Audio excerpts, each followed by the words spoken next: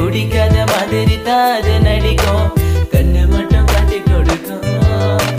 அழக பத்தி சொல்ல வார்த்தை என்கிட்ட இல்ல, என்ன மறந்துட்டு சாரி சொல்லி போறிய புள்ள.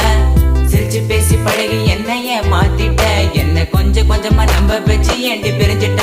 தப்பு செஞ்சா தயவு செய்து மன்னிச்சிரடி, அதுக்காக பேசாம போகாதடி. நான் வாழ்ந்தாலும் செத்தாலும்